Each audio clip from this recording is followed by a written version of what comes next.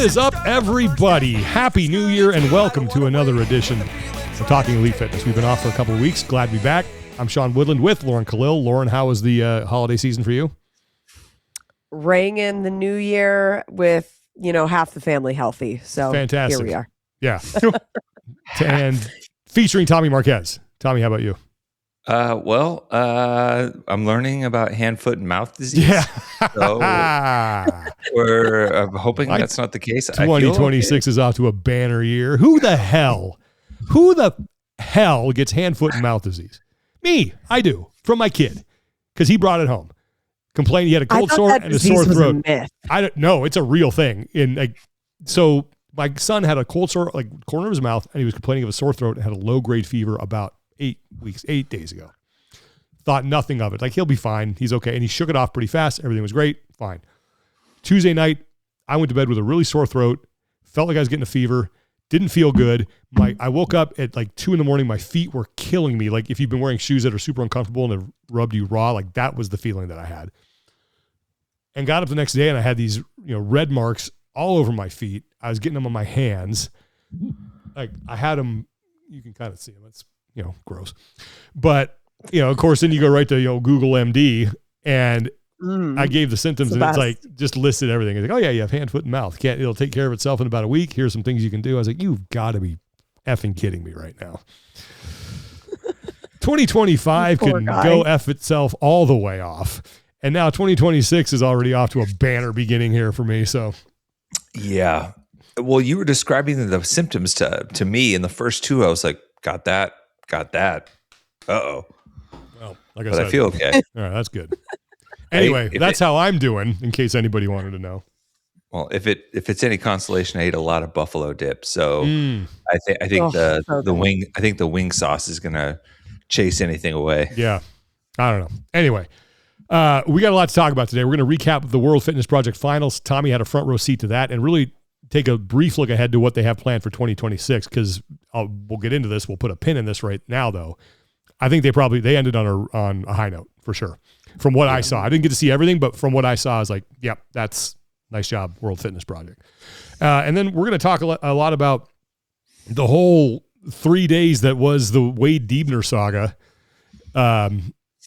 and where we kind of go from here with that, because that was an interesting experience, to say the least. So, but before we get into that, we want to thank our sponsor for today, and that is Thirdzy. If you head to thirdzy.com and use our code TEF, you will save 20% on perhaps the greatest powdered substance known to man, and that is their Rest and Recovery Collagen. It is not only effective, it is tasty. It helps you sleep better. It helps you recover better while you sleep, and it is non-habit forming because it does not contain melatonin. It has great ingredients like GABA, L-theanine, magnesium, things that help you calm your central nervous system so you get to sleep faster, stay asleep longer, and get the most out of the sleep that you do get. If you're a master's athlete, you got to get that collagen protein because it helps you recover. If you are a parent who has seen sleep go from 8 hours to 4, use it because it will optimize those 4 to 5 hours. Believe me. And if you're someone who just likes a tasty, drink at night, Thirdzy's got you covered. It's, it's just one of those things I look forward to taking every night. And it is a wonderful product made by tremendous human beings. Thirdzy.com. The code is TEF and you will save 20% and you will sleep and recover better. Love my Thirdzy. I actually still have that, salted chocolate caramel flavor left over. I've been dipping into that a little bit still, mixing that in. So, yeah. The end of the night sweet treat. Yep, exactly. I've been helping take care of my mom right now. So I actually left a bag of it at her house. Ooh. So I will not forget it. It's just there. That's smart. Yep. It's just smart. Prepared. So, okay. Well, let's talk about the World Fitness Project in Copenhagen. And I'll start with just my brief thoughts, because I did not see a lot, but I was able to see some. And we were talking before we started recording here, and I thought from what I saw, that was the best of the tour stops that I had seen from a production standpoint. It looked really good on the broadcast, and I think that is absolutely something they can build on for 2026. Now, I don't know what their plans are, Tommy. You're going to fill us in on kind of all that and sort of what the feeling on the ground was, but I think if I were going to say, you know, was this first season a success for them? I'd said, yeah, I think it was a solid start. It was a 7-iron right in the middle of the fairway. Mm-hmm. Yep. I know from like the production as well as the on-site experience. So like all of the bells and whistles, music, lighting, all of a few of the details that were very spectator in-person friendly was a lot closer to what was envisioned at the beginning. Now, obviously, there's always road bumps on getting to that, but everything on our end was much more crisp. What's crazy is I say that knowing that the first day I got up at 3 a.m., drove to Sweden, was at a pool, did stuff there, and came back and jumped from play-by-play to from color to play-by-play back to color. Not an easy job. That's twice. Not easy to do. Not at all. Two completely different roles. Everything was super smooth. At least was that the plan right from the get-go, Tommy? It was. So there was kind of this Sorry weird. to interrupt. No, it's all there. There was this weird kind of spot where we're kind of talking through the schedule month or so out, where it was like, the timing of this one is just going to be really tough, and it's going to hinge on a couple of things, especially because when you're going to get to Sweden, you have to cross over. You can either go over by this amazing bridge. It's like a 10-mile bridge that's like starts up high and then goes underwater for a little bit or underground. Oh, cool. And like, it's just a beautiful bridge. Or you can take a ferry boat with that you drive your car onto. And there's just a lot of variables. And kind of the idea got floated, well, what if we move some stuff around in the booth just for team events? And it was kind of like, all right, would people be comfortable with that? And I could, it was kind of like raise my hand, like, yeah, I'd be comfortable with it. I can do this. And basically what it worked out was just for the elite teams. And then at the end of Friday, we did something special for the community and masters and age group divisions, where, one team event on Thursday, and then those divisions on Friday, I would go over to play-by-play, and Seth Page would come over from the desk and do color, and we'd have some guests too. So it was just kind of a way to, like, Seth was already going to be there. It would be a lot easier if after the first team swimming event, we could send someone back to go do that. And it just made a lot more sense, and it made everybody's life a lot easier. So I was like, that's the simplest solution is the best there for that scenario. And it was fine. It was cool. And it was fun to, in those situations, get to work in a different capacity and work with Seth too, who hadn't really done that and was kind of testing it. And it was like for the team competition. So it was a little bit easier to do that trial balloon. And then Friday night, I thought this was cool. I know it's funny because I was thinking of you, Sean. I was like, man, if they had consulted with us ahead of time, we would have absolutely said no. Because at the end of that day, we just want to get some sleep.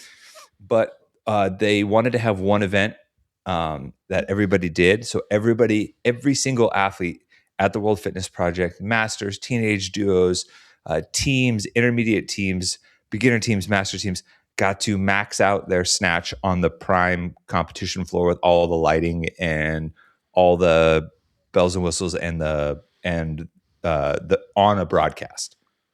So we broadcasted just the max lift for those divisions all the way through. How long of a day was that? That one was long. That was a long day. I think we finished at like 8:39. When did you start?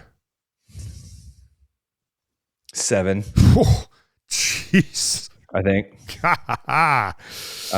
Dang. Yeah, that's. But Jeremy didn't, like, Jeremy got the break there. So Jeremy got to pop off and didn't have to do that. And yeah, so that it made sense to do try some new rotations for that part specifically. And I was happy to help out in that scenario. But the in-person experience, all that saying, and like everyone on the floor and in the arena was like pumped on it. Friday night, Saturday, and Sunday were sold out. And the energy there on those evenings, particularly for the prime events, was the lighting and the music was spot on. And bunch of people were coming by the booth because we were kind of in the middle of everything, being like, dude, this is awesome. This is my first live event. This is that. Cool. Like, this is sweet.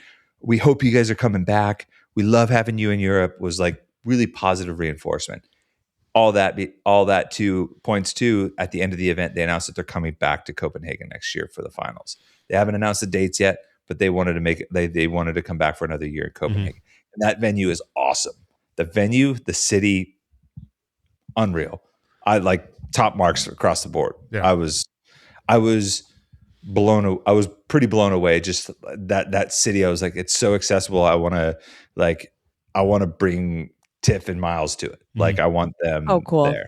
Yeah. I mean, Kat was there with their little baby.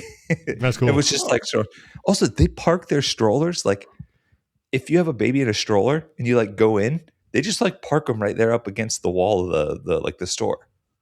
Huh. And it's just like, go in. That's great. And Oh, wow. And it's just like, baby's napping. Here you go. Leave it right there in the stroller. It's sealed up. It takes a village, man. It's amazing when like a community actually does things that actually, that help parents out. And I was like, how is that possible? And Nico Rana was like, dude, we rank like number one in one of the happiest countries and one of the highest trusts of our neighbors, like goodwill towards your neighbor type country. I was like, that's amazing. Because we did the run club with Butcher's Lab. Okay. They held a Wednesday run club, and they basically like kind of took us on this like running tour through the city, which was awesome. Martian Soares died because they told us it was a 5K. And it was a 5K out and a 5.5K 10K. back. Yeah. Oh no, Whoops. no. Yeah, I'd be like, I'm getting an Uber, whatever you have over here. But it was super cool, and yeah, that like seeing those like little strollers like parked on the side, I just kept kind of being like, that's cool. Yeah. So I'm glad they're going back to Europe because I think that there is something special about that. There still is something special about a European crowd. There's just a different energy, and I think if you see it during semifinals, you see it during the Rogue Invitational because they don't get this stuff very much. Yeah. They don't like, and when they do, and it's in a place like that. And it's that big of an event with those marquee names, like people are going to be fired up about it. Well, and the fact that you said both days were sold out. So Thursday and I think Thursday wasn't, Friday wasn't up into the beginning, and I think that maybe with some last minute like add-ons at the gate. I might be mistaken on Friday night, but I know Saturday and Sunday were, and it was like Saturday, like for all the elite divisions, it was packed. Did you talk to any athletes afterwards? I did. What were their actually, thoughts? I flew over with Justin Medeiros. Oh, we were cool. on the same flight over. Yeah. It was a lot of them like we had a really good time. I think there was obviously it's the end of the year. A lot of them are just like, they're tired, right? Mm-hmm. Like they're a little beat up, but they were also like excited to see the venue, Europe, and everybody there. And a lot of them kind of had the same sentiment. Like, yeah, it's the end of a long season. Just want to finish on a high note. Got out there. Once I got on the competition floor, the energy, everything was amazing. And it just like takes you out of it, right? Mm-hmm. Like it's like that moment where you just are able to like get back in the pocket. And so a lot of people liked the venue. A lot of like the hotel was attached. Amazing breakfast. Right up. I've always raved about the hotel breakfast in Dubai. Yeah. Where does it rank with that one? Right up there. Ooh. Right up there. Maybe that's saying something. I'll say this, and maybe in some instances, maybe even higher, because you don't have to like go through security to get pork products. So, I didn't think of that. And the little hash brown patties that they had were so nice. Good. A lot of them liked it because a lot of them stayed at you stay at the hotel. It's attached to the venue. Mm-hmm. And the hotel had a full spa set up with like cold plunges, saunas, steam rooms, hot tubs. So like at the end of most nights, I was down in one of those kind of like resetting, and like a bunch of the athletes are just like getting like chill time as well. So finish up. It just seemed like they all had a good experience, and it was, like they were there to like finish the season on a high note, like I said. and like tap into the European community specifically, because a lot of them had never been there or competed there. So was there any talk about any concerns about next year and how, because they don't have the schedule yet, and whether or not it's going to interfere, like how it's going to lay out with the game season, and whether or not that's going to force them to make a choice, or if they're like, I'm okay with doing both of these, it doesn't bother me either way?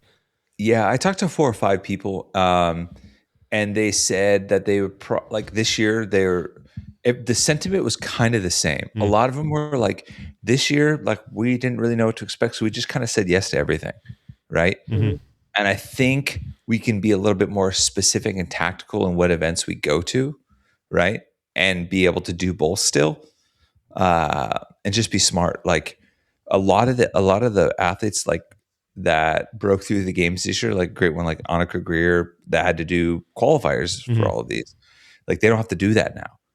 That's Hannah Black was like, to not have to do qualifiers all the time is huge. And I'm not constantly trying to see where my next competition. I know these 3 are booked. I'm good. And the money's taken care of, flights and accommodations and stuff like that. So a lot of them seemed like, okay, we have the info. Let's see how it stacks up. We're going to be a lot smarter about it. And then I got the sentiment that there might be one or maybe between 2 and 5 athletes that were thinking like, maybe I can't do everything next year, and maybe I can't do both, but we'll see. Are they considering adding more events, or is it still going to be 2 tour stops and a championship? I think it's going to be the same. Okay. Was the sentiment that I got. Is that, and that they were trying to make it more schedule friendly. Okay. Because the first one was, I'm trying to figure out like how much time was between each one. Like the first one was in May, right? Is that, or am I? Indianapolis. And then August. Yep. And then December. So you had May and then June, July off. August, September, October, November. So you had basically 2 to 3 months between each one. Yeah. Go ahead. And someone brought this up too, because they were like, everyone's like, oh, like someone was lamenting that they hadn't announced their season yet. And they were like, well, our season isn't done. This first season isn't done yet. And technically last year, our season didn't start till May. So it would be like the game season starts in February, right? Were you asking in September what the full game season was going to be? Or would that feel like it's crazy early? So like we have a little bit of time, but pretty much everything I heard was in the next couple of weeks, you'll know. Yeah. Like the first couple of weeks of January, they're going to announce everything. Because if I were them, and I've said this before, here's what I would do. I would bump it up. Bump it back. I'd start probably in August after the games. I'd tour stop 1, tour stop 2 I'd do in November, tour stop 3 I'd do in February. At the beginning of February, everyone's starting to get hyped up for the Open, and now eyes are on it.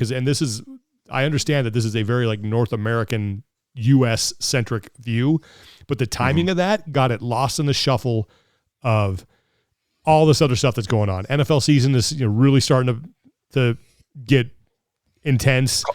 College football, all that stuff. There's so many things that are taking people's attention away. Like you do it in February, the only thing you have to contend with really, don't do it on Super Bowl weekend because no one's going to watch that. But you could do it after that, and then you could do it like 2 weeks later. Leading into the Open. Now you've got all the hype. I said that before. I think that would be ideal for them because let's face it, for the top athletes, the Open is nothing. They do it, they qualify, they're fine. And then they have that downtime, before where they can kind of pick their semifinals. I think that's what I don't know. Let's start the year off with a championship event.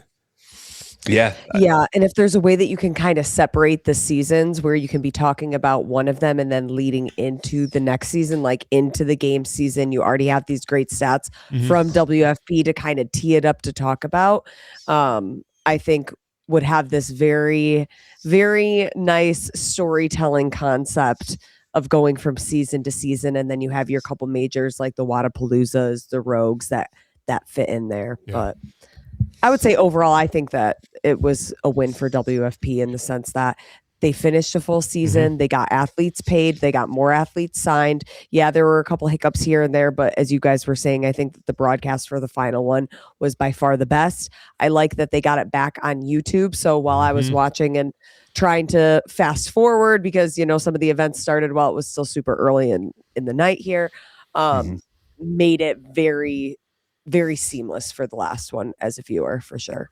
Mm-hmm. Yeah, and I will say the race for pro cards are some of the athletes that weren't signed pros last year, like having the conversations behind the scene, like it meant something to them. Mm-hmm. You know, like a lot of them were like, really, like this makes my year, right? Like this gives me reliable ways to market myself and put myself out there as a pro athlete and compete that way. It meant a lot to the European athletes too. Mm-hmm. Mm-hmm. Yeah, my two main concerns heading into 2026 with World Fitness Project is just the extended financial viability of it, because no one has been able to like make money off of a competitive CrossFit season. I don't even know if people have been able to make money off an event. Maybe, but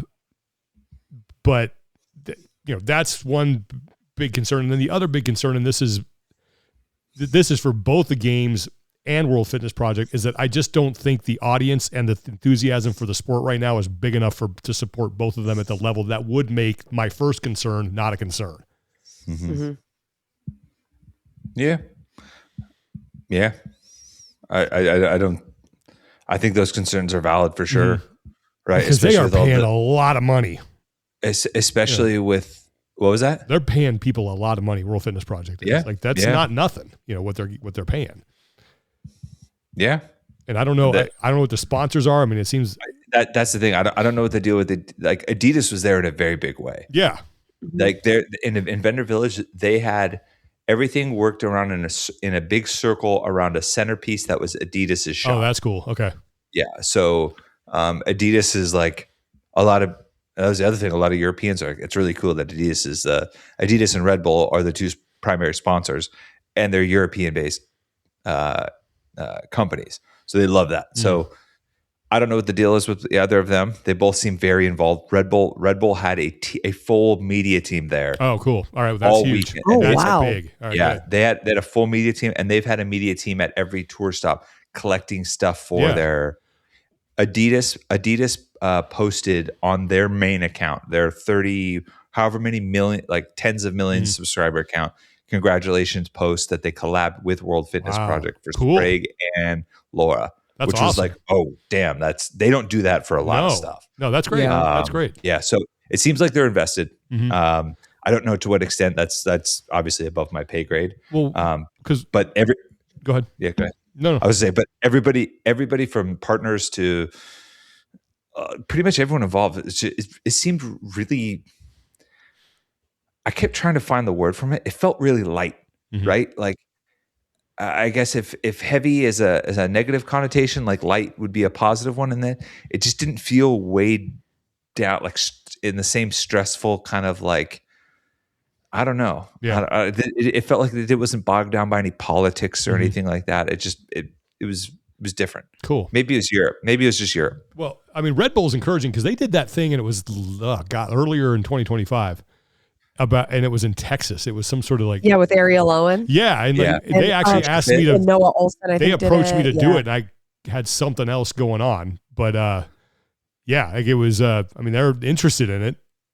So those are the brands, like you get them on board and they promote it like Adidas, like that's awesome. Like that, those are now, that gets you to another level. So hopefully that is indicative of a major cash investment. But, think about all the years we've been involved in this, Tommy, and how many event organizers have you ever talked to that go like, yeah, I do this because it is a great way for me to make money. None. Zero. I don't know if that exists. Yeah. It's all a labor of love. And, but hopefully they can unlock that with those sponsors and some of the stuff that they have going on, because the sport got to get the funding. So, yeah. Well, speaking of that, let's go to the crazy saga that was the Wade Diebner thing, now that the dust has kind of settled for that. So for those of you that listen to a quick recap. Is the dust settled? I don't know. But when was this? Like 2-3 weeks ago. So Wade Diebner and Mark Mastroff, and this was an interview that was done on Hybrid Fitness Media. Matt Davis, good dude, had talked to Diebner originally and put that out there that they're in the lead, that Diebner and Mastroff were the leading buyers, that they were close to getting a deal. They had signed some sort of exclusivity deal with Berkshire Partners to negotiate a sale of CrossFit. Fast forward for a couple of weeks, Diebner's out there again saying we're going to have a deal done by Christmas. This is all finalized. Like everything's done. We're the guys. This is going to happen. And then was it Christmas? It may have been Christmas Eve. Barbell Spin got a hold of the business plan, and that got out there. And how did they get that? That's I have theories about it. And so, but I'm just we'll go back to that in a second. So they put it out there. People went crazy. According to Wade Diebner, he got all kinds of hate online. His family did. Like he was inundated with negativity and stuff that, we all know that happens online. Yeah. And backed out and said, I'm not doing this. So that's kind of, that was a recap. So let's back up. And I talked to Wade Diebner after that. He texted me, close to Christmas, like a week before Christmas, saying like, this is almost done. And I spoke to him directly, and he talked about some of the things he wanted to do, and plans that he had, and people he was talking to, and things that people they were going to bring in, and all this stuff. He was, I don't think he was lying to me. I don't know. I don't think he was lying to me. And I said this on the show. He was convinced that he was going to purchase CrossFit. Now, I have since talked to other people who said, no, that was never a done deal. So the lesson I think to everybody now is, we'll keep talking about this, but until Berkshire actually comes out and says something official, take everything with a grain of salt. Because Diebner, I know, was convinced, but there are other people on the other side who's like, no, this was never a done deal. So that's one thing. The other thing is too, and John Woolley had a really good question about this, because I know people just went nuts over some of the stuff that was in his business plan that he told me that Diebner told me was outdated. Okay. But I will say this, some of the stuff that was in that business plan certainly aligned with some of the things that he told me over the phone. Okay. Now, whether or not that had evolved, I don't know. But, Woolley asked the question, and I don't know if I'm for this, but he said, and I'm going to paraphrase it, but this is what the question is, I understood it. If CrossFit were to go to a franchise model and the methodology was not watered down or changed and more people got inside CrossFit affiliates, what is the problem with that? And I don't know. I think the only answer I have is it feels wrong. It just feels wrong. It feels against the DNA of what this is. But I can't come up with a better argument than that. How many things that have happened in the last 2 years, 5 years, 7 years that have been against the DNA of CrossFit, and we've just pushed forward anyways? I don't know. So and I'm simply nothing major off the top of my head. I mean, raising affiliate fees, stuff like that. I'm simply being a devil's advocate. How many things that, in terms of like decisions made, behavior behind the scenes and out in front, have you been like, that's not really what CrossFit's about? I don't know. I mean, a lot, I guess. I mean, some things, but we've seen so much stuff that is against the DNA of CrossFit behind the scenes. True. But I think like the thing is like Diebner was very direct with me after this whole thing happened. He's like, I can't, my family has gotten hate and death threats, and I've gotten all these things. I'm not doing this. I'm not putting myself through this. I'm not putting my family through this. Like he was, that's unacceptable. He was pissed. Right. So again, I don't care if he didn't like his business plan. A lot of people didn't. I certainly had a problem with some of the stuff in there. And, I was able to talk to him about some things where I was like, you might want to reconsider that. But for the love of God, like he's not a criminal. He didn't hurt anybody. Come on. But he had money. He has a lot of money that he was going to dump into this thing. And right now CrossFit needs money. And Diebner said to me directly, and I don't know, he pretty direct in that this thing is going to go bankrupt. Now that I think is probably extreme, but I think a lot of people who are on the business side of this would probably say, yeah, they need we got to start making money. We need money. So like him or not, he was going to bring funds into the space. Now, how he's going to use them, we can all like argue against that and find good and bad in it.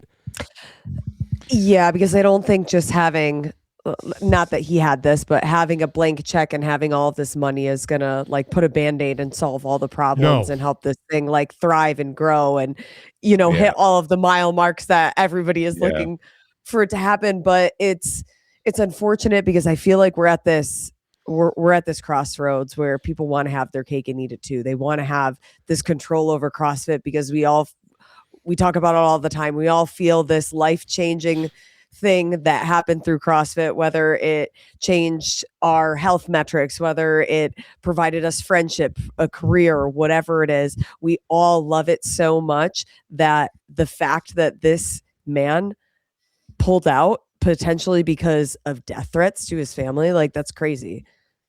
That's not CrossFit. That's insane. That's not CrossFit at all. No. That's not the good DNA whatsoever. No, but yeah. And I thought, one of Wade's biggest problems is that he is an outsider who has not been in an affiliate. He doesn't go to an affiliate. He doesn't train CrossFit. He doesn't, he's a fitness guy. He's into fitness, but he's not born and raised and forged in a CrossFit gym. He doesn't speak the language. Has he gone to a CrossFit gym? Because to me, it's like he's talked to affiliate owners. Okay, so if I'm applying for a job, what am I going to do before I apply for the job? Mm-hmm. I'm going to research the company. I'm probably going to, if it's a company that I'm going to work for that has a product, I'm probably going to try the product organically. I'm probably going to get some reviews from people. Mm-hmm. So the fact that he's never like dropped into a CrossFit gym and like done the thing, that raises some red flags for me. Maybe he has. I mean, like I said, I know he talked to people in the community, but and I brought this up to someone, and this person really brought up a really good point to me that made me kind of rethink it. Is like, did Roger Goodell ever play in the NFL? Like, no, he did not. Now look what Roger Goodell has done for the NFL. They're a monster. I mean, they own Sunday during football season. They, $1 billion television contracts. Yeah, they're a juggernaut. And they've gone toe to toe with every other major sports organization and pretty much prevailed. Yeah. So that question to me, I was like, okay, but I think it is just this thing of CrossFit is such a unique entity that you have got to be someone who is in the community and has been for a while for people to trust that you're going to shepherd this thing in the right direction. Yeah. This goes all the way back to the Anthos Capital thing when that was going to happen and how people reacted to that. And, how Greg and the Russells kind of drove the campaign against I can't even remember the guy's name. Oh God. I just remember him with the rent-seeking bastard. Yeah. They went after that guy. Yeah. And sunk that, and I think that's just, it's hard to find someone who could be that person. And I think if Wade had come out and said, hey, I want to fund this, but this guy is going to be the CEO because he's been in the community, like Rich Froning's going to be the CEO, or Rich Froning's going to be in charge of the games. And this person over here who you all know and love is going to do this. And this woman who you guys all know is going to be in charge of this. That would have helped. But it felt like he was very much of the mind of, no, I know what I'm doing. I'm going to come in here. I'm going to run it. I'm going to do this my way and everyone's going to be happy. And you cannot say that to this community. You can't. Like, they're just going to rebel. Which is weird because I also, this is why I think I really liked John's question, right? Because I think it forces us, at least hopefully it forces some introspection on what are, and I'll put this through the lens of a home build, what are our non-negotiables? Mm-hmm. What are the things that no matter what cannot change, that have to stay intact? Mm-hmm.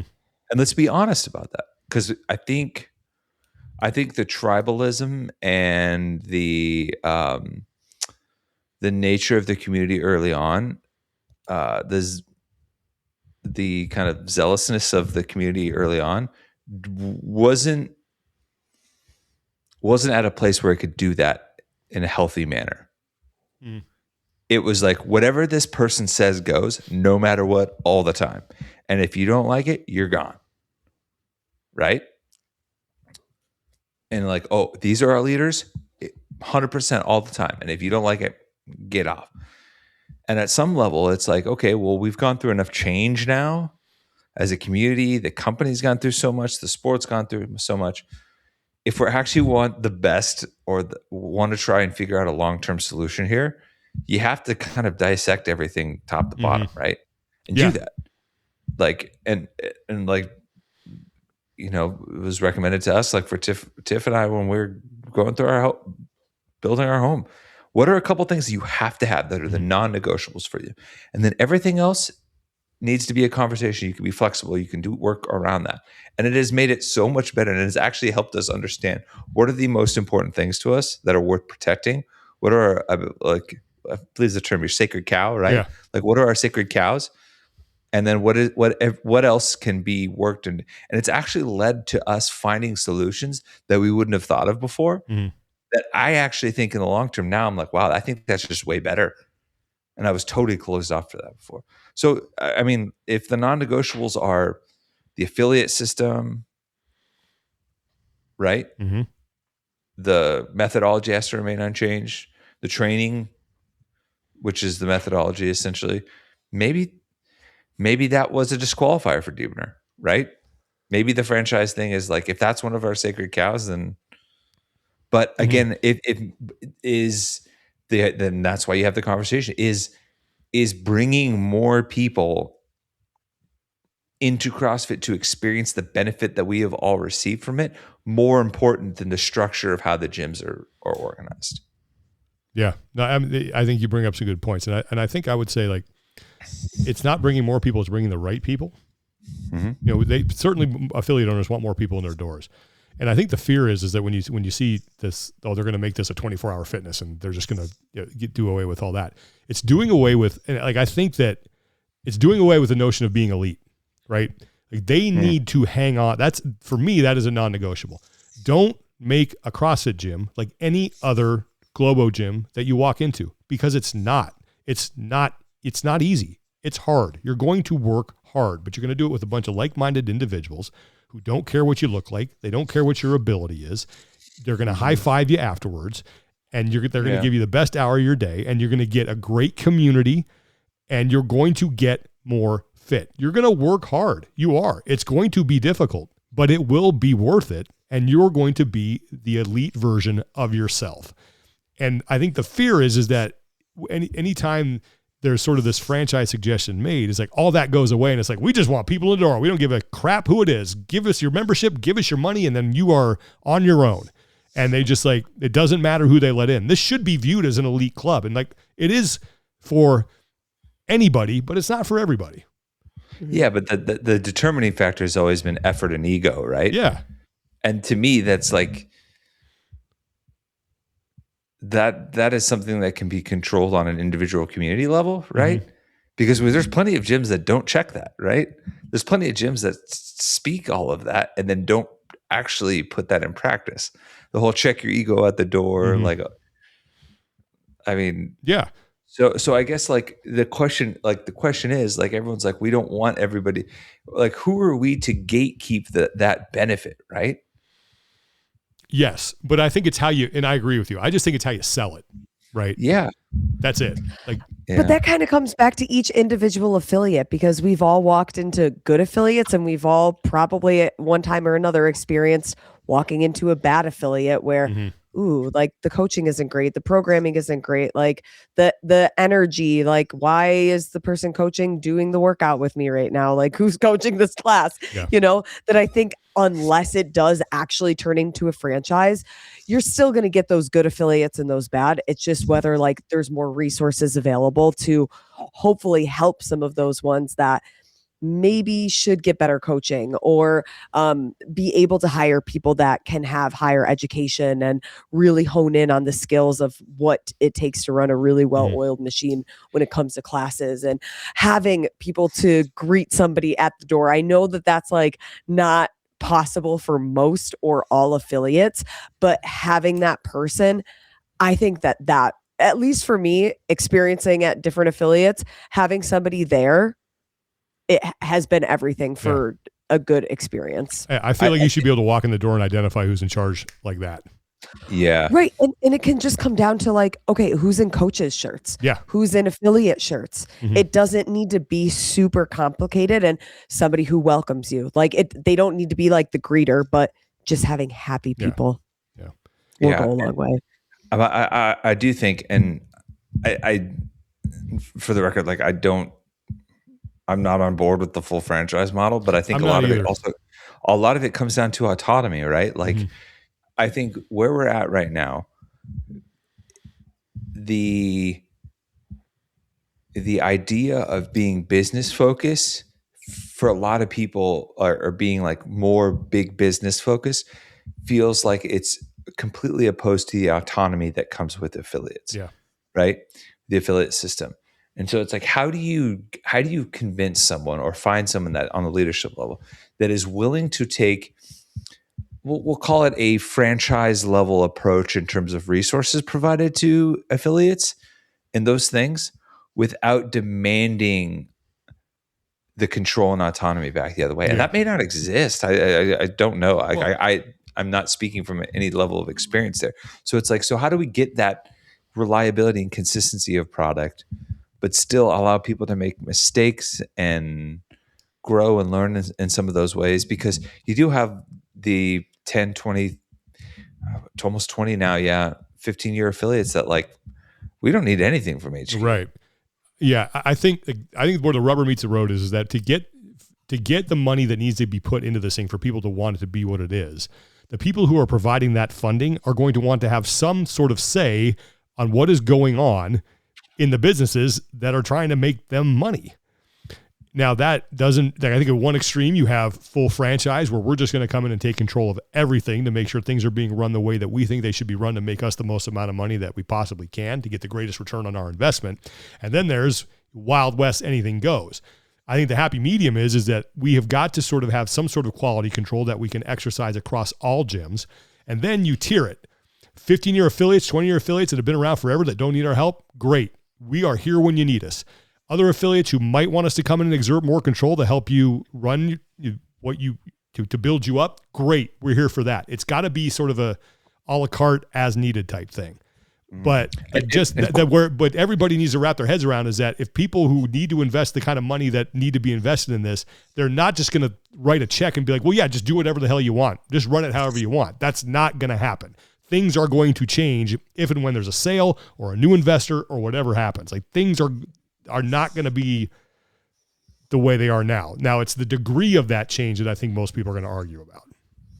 Yeah. But is anything even going to change, or did we just play, a 10-month game of chicken? I think I think something's got to happen. People I talk to are all saying the same thing. Like something has got there have to be changes that are being made. Whether it's they sell it. But who else is coming in? Like, is anybody else? I know there's still another group out there that is interested.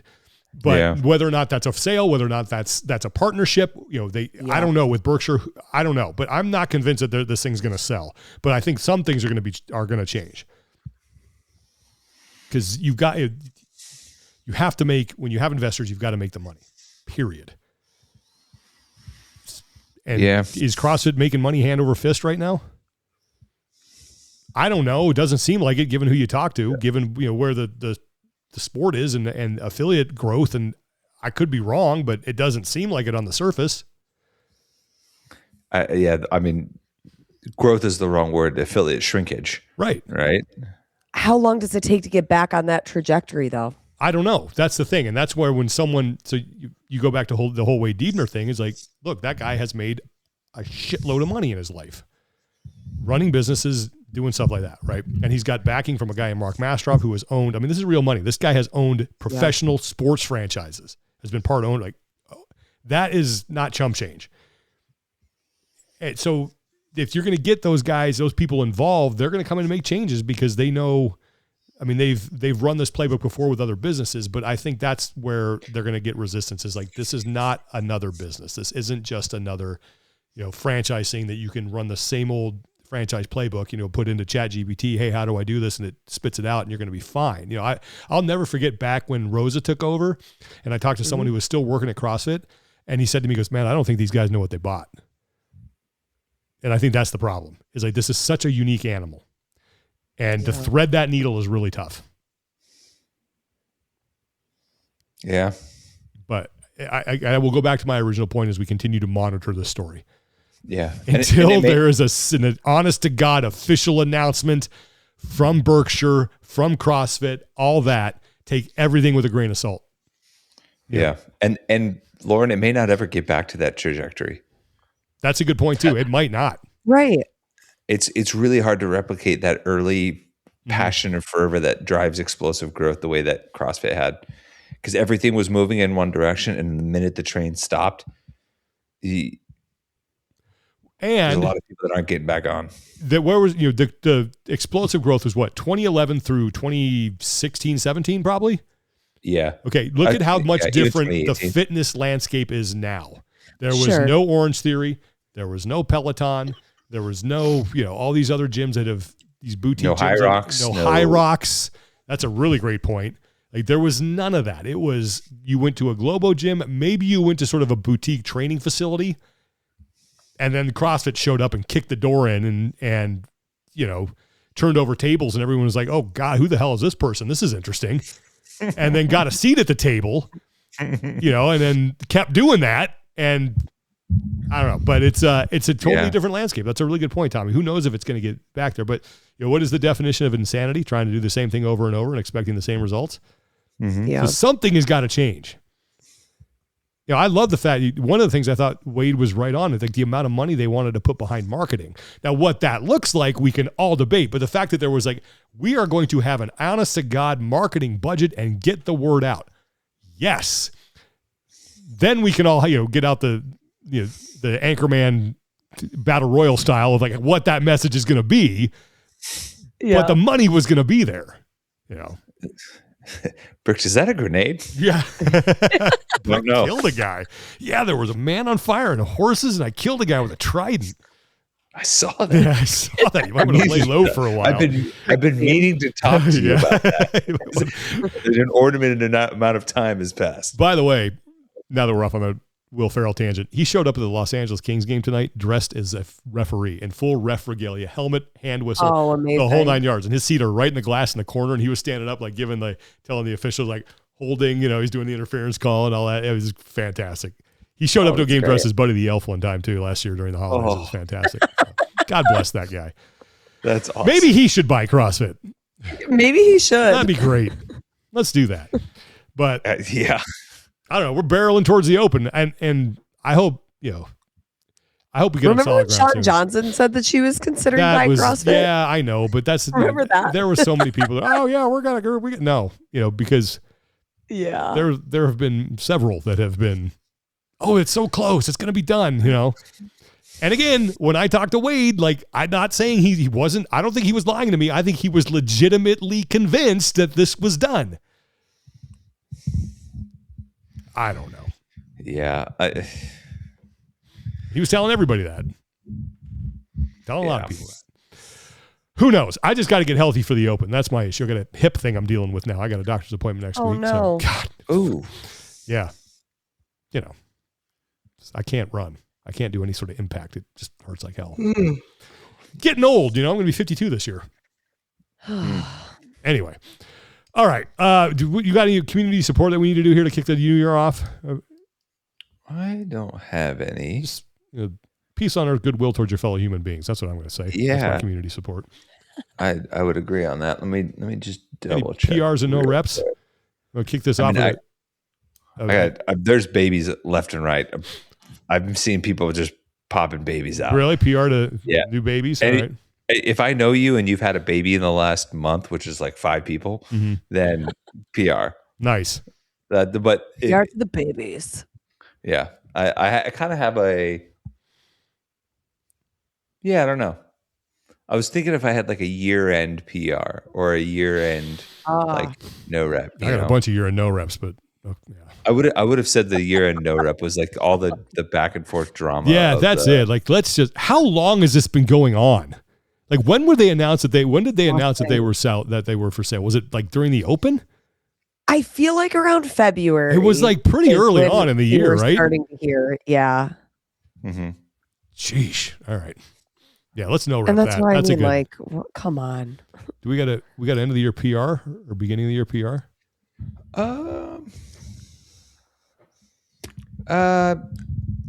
don't know if it's a PR, but I would like Noah had to step aside out of the World Fitness Project for the health of Max. And oh man, no, don't tell me that. And yeah, day the competition was starting, he had to fly back to spend kind of last days. I don't know any update beyond that. I just know that I've been watching him on Instagram, and as of the recording, Max is still with us. Thank God. That's good. All right, listen. I know it was basically like he might be gone by the time you get home. So if you want to spend some days, like, get back. I had that experience with my father once.